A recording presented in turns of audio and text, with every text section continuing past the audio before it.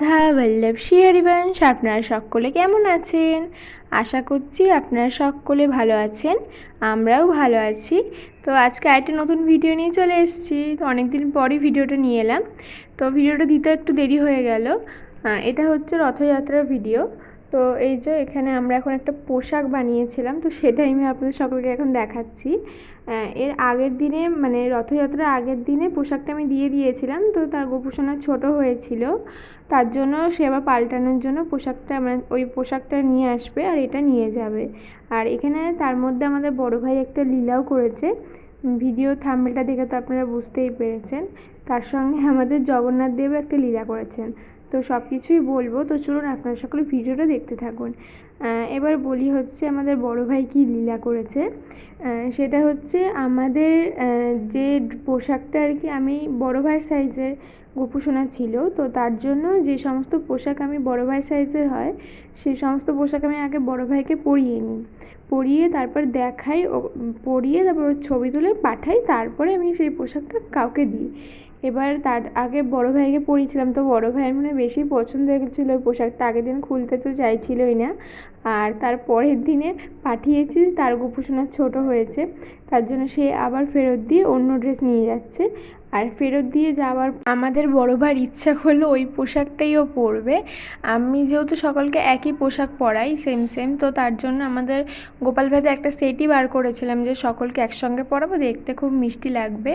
কিন্তু আমাদের বড় বাবুর ইচ্ছা করলো যে ও ওই লাল রঙের পোশাকটাই পরবে। এই যে ভিডিওতে আপনারা এখন দেখতে পাচ্ছেন যে এই পোশাকটা আমাদের বড় ভাই পরে আছে, তো এই পোশাকটা তো নতুন জামাই পরেছিল। আর আমাদের গোপাল ভাইদেরও নতুন জামাই পরেছিল, ওরা একবারই পরেছিল এই জামাটা। আর এই যে আমাদের জগন্নাথ বলরাম সুভদ্রা দেবীকে আপনারা সকলে দর্শন করুন এবং প্রণাম করুন। জয় জগন্নাথ অবশ্যই কমেন্টে লিখে দেবেন। তো আমাদের জগন্নাথ দেবও কিন্তু একদম নতুন ড্রেস পরে খুব সুন্দর করে সাজুগুজু করে বসে পড়েছিল। আর যেহেতু রেডি করতে করতে অনেকটাই দেরি হয়ে গিয়েছিল, তো তার জন্য আমি সকলকে আগে দইয়ের ঘোল বানিয়ে লস্যি বানিয়ে আর কি আমি ওদের ভোগ লাগিয়ে দিয়েছিলাম। তারপরে ভোগ রেডি হওয়ার পরে সবাইকে ভোগ লাগিয়েছিলাম। এবার আমি আপনাদের সকলকে জগন্নাথ দেবের লীলাটা বলি। তো ওনাদের এই পোশাকটা যেটা ওনারা পরে আছেন, এটা আমি কিছুতেই খুঁজে পাচ্ছিলাম না। ভিডিওর প্রথমে আমি আপনাদের সকলকে দেখিয়েছিলাম একটা নীল রঙের পোশাক, তো ওটা আগের বছরের পোশাক ছিল। আমি ভাবলাম যে যখন খুঁজে পাচ্ছি না তাহলে এটাই পরাতে হবে। অনেকক্ষণ খোঁজাখুঁজির পরে তারপরে খুঁজে পেয়েছি যে কোথায় রেখেছিলাম পোশাকটা। তো ওনাদের এই পোশাকটাই পরার ইচ্ছে ছিল, তো ওনারা পরেছেন। আর এখানে এখন ভোগ নিয়ে চলে এসেছি, সমস্ত কিছু ভগবানকে ভোগ লাগানো কমপ্লিট।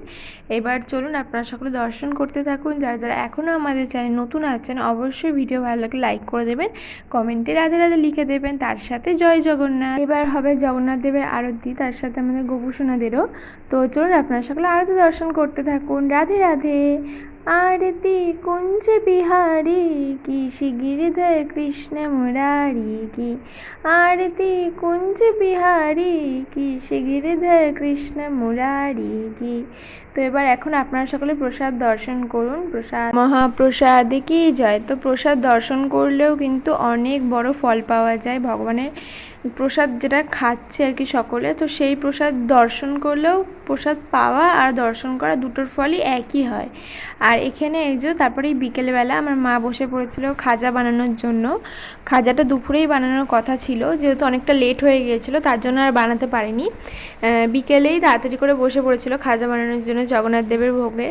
তো এখানে এখন খাজা তৈরি হচ্ছে। আপনারা যদি সম্পূর্ণ রেসিপিটা দেখতে চান অবশ্যই কমেন্টে বলবেন, হলে এই খাজার রেসিপির একটা আলাদা ভিডিও দিয়ে দেবো।